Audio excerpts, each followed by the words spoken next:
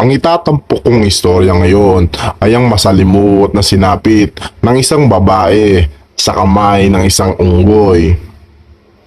Taong 2001 ay nagampo ng mag-asawang Jerome at Sandra Harold ng 6 na taong gulang na unggoy at pinangalanan nila itong Travis.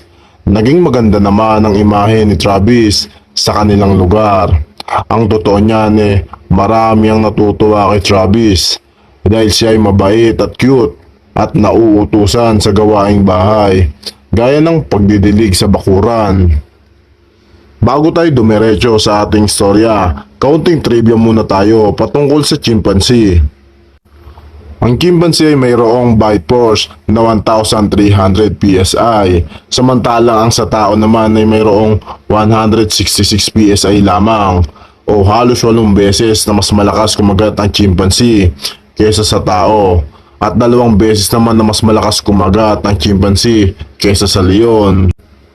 At ang isang adult na unggoy ay tumataas ng 4 na talampakan at kayang tumimbang ng 60 kilo o higit pa. Kaya namang lubhang delikado talaga kung aatakihin ka nito. At eto na, makalipas ang 8 taong pag-aalaga ni Sandra Harold kay Travis ay naging agresibo daw ito. Kaya't napilitan siyang ikulong ito. Ngunit noong February 2009 ay nakawala si Travis sa kanyang bakal na rehas.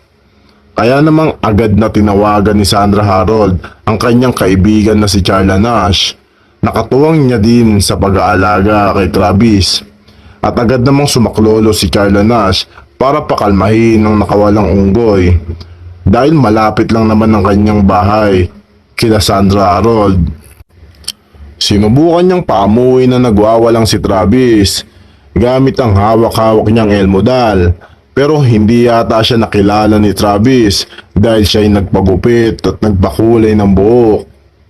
Kaya naman walang awa siyang inatake nito. Agad na pinunterian ng unggoy ang kanyang mga mata, dahilan para hindi siya makita, at kinain ni Travis ang kanyang mga daliri sa kamay. At naputol pa ang isa niyang braso dahil sa lakas ng kagat ng unggoy. Sinubukan pang awatin ni Sandra Harold si Travis. Hinampas niya ito ng pala at sinaksak ng kutsilyo sa likod. Pero dahil sa ginawa niyang ito, ay lalo pang nagwala si Travis at agad namang tumawag si Sandra Harold sa 911 at ito ang naging orihinal na pag-uusap nila. Stand for 911, where's your emergency?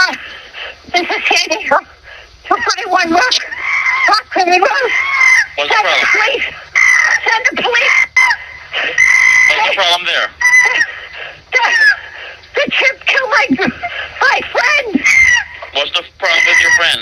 Oh, please. What's the problem with your friend? I need to know. Send the police up with a gun. With a gun. Hurry Who up. has a gun? Please hurry up. He's killing my girlfriend. What is the problem? He's killing my friend. Who's killing your friend? My chimpanzee. Oh, your chimpanzee is killing your friend. He ripped her apart. Hurry up. With a gun. Hurry up, please. There's someone on the way.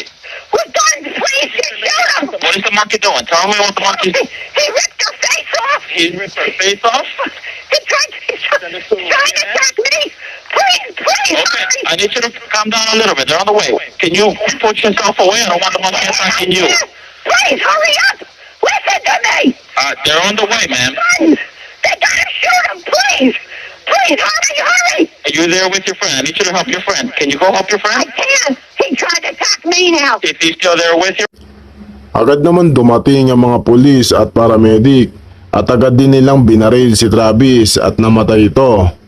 Matapos ang karumal-dumal na nangyari kay Charla Nash, maswerte pa din siyang nakaligtas. At ito na ngayon ang kanyang naging itsura matapos ang trahedya. Nawasak ang kanyang ilong, labi at nabulag ang pareho niyang mata. At nagkaroon din siya ng mga bone fracture. Sa madaling salita, na-damage talaga ang halos 85% ng kanyang muka. Dahil sa pangyayaring ito, naging candidate si Charla para sa mga experimental surgery kung saan sasailalim siya sa isang face at hand transplant para maibalik ang kanyang pisikal na itsura. Kahit anong pag-aalaga mo talaga sa isang wild animals, tropa, ay darating pa din ang araw na magiging agresibo ito dahil ito talaga ang kanilang natural lifestyle. Sana'y nag-enjoy ka sa ating maikling kwento ngayon. Huwag kalimutan mag-subscribe at pakilike na rin ang notification bell button para updated ka sa mga bidyong ilalabas ko.